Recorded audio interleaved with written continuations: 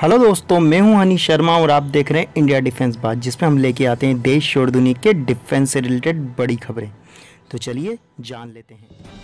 मैं तो हैरान हो गया, हमारा दोस्त तुर्की। अरे भाई, आप कर क्या रहे हैं? तो हम वैसे ही खत्म हो जाएंगे, वैसे ही डिसॉल्व हो जाएंगे, किसी साजिश की जरूरत ही नहीं है। दोस्तों, अभी हाल ही में G7 और नाटो की मीटिंग कंप्लीट हुई है, जिसमें चाइना को लेकर सभी कंट्रीज ने कंसर्न दिखाया और चाइना को डेमोक्रेसी के लिए खतरा तक कर डाला। दोस्तों, आप सभी को पता है कि टर्की भी नाटो कंट्रीज़ का एक सदस्य है। टर्की ने भी नाटो का समर्थन किया और चाइना को आड़े हाथों लिया।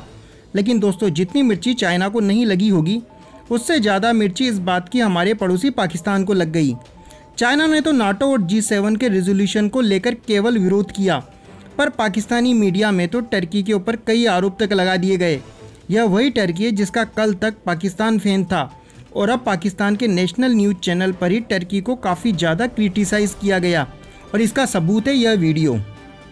और चाइना के खिलाफ अगर वो इस तरीके से अपना एक फ्रंट बनाने में कामयाब होते हैं, जैसा कि वो इंफ्रास्ट्रक्चर के लिए ट्रिलियंस ऑफ डॉलर्स मखसूस करने की बात कर रहे हैं, हमारे लिए तो ये बड़ा मुश्किल वक्त आने वाला है डिप्लोमेटिकली कि हम किधर हैं, हम कहाँ जाएंगे, हमारी तरजीहात क्या हैं।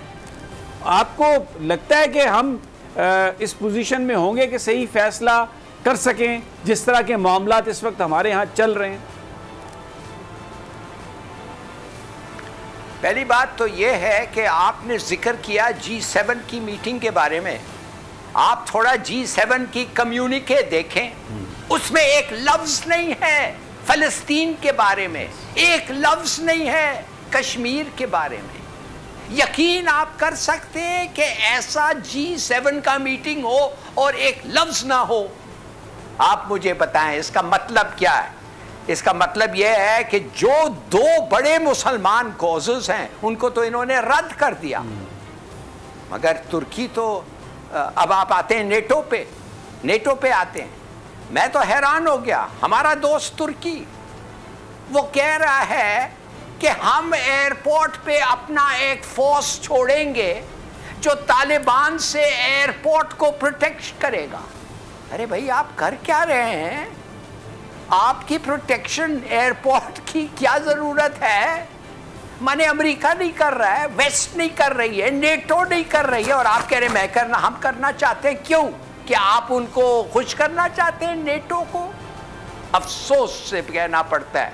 दूसरी बात, क्या डिक्लेरेशन जो हुआ है G7 का, नेटो का, उन्होंने कहा है कि हमें बड़ा कंसर्न है, एक थ्रेट है टू वर्ल्ड पीस, वेपन्स चीन के, साइबर आर्म्स चाइना के, और स्पेस का जो तैयारी हो रही है उसको इस्तेमाल करने के लिए दुनिया के खिलाफ ये एक मेजर थ्रेट है।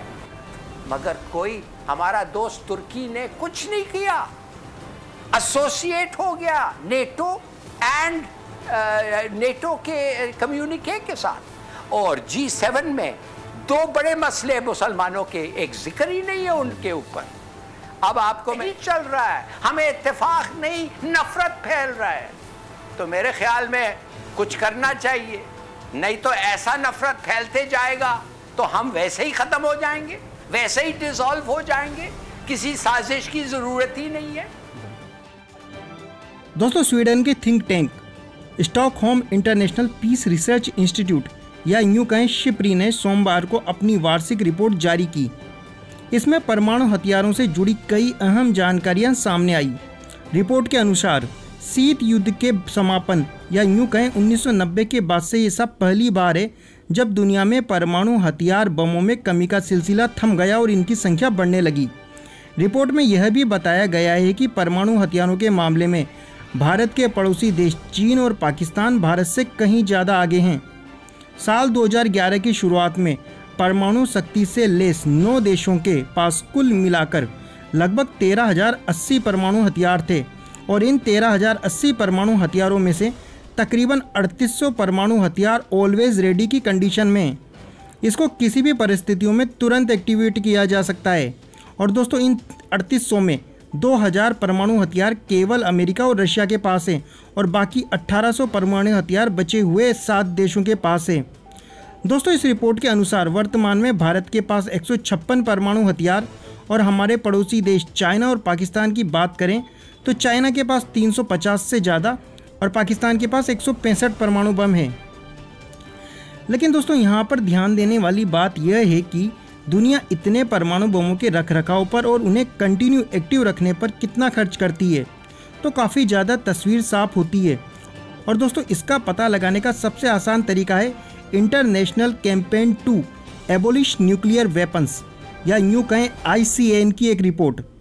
दोस्तों भले ही संख्या के मामले में रशिया के पास अमेरिका से ज़्यादा परमाणु बम है, लेकिन दोस्तों अमेरिका परमाणु बम के रखरखाव और उन्हें कंटिन्यू एक्टिव रखने पर $35 बिलियन खर्च करता है, वह रशिया केवल $8 बिलियन खर्च करता है। इससे साफ पता चलता है कि रशिया के मुकाबले में अमेरिका के परमाणु हथियार ज़्यादा एक्टिव पोजीशन में हैं। ICAN की रिपोर्ट की माने तो भारत अपने परमाणु आर्सेनल पर $2.5 बिलियन खर्च करता है, वो भी एक साल में।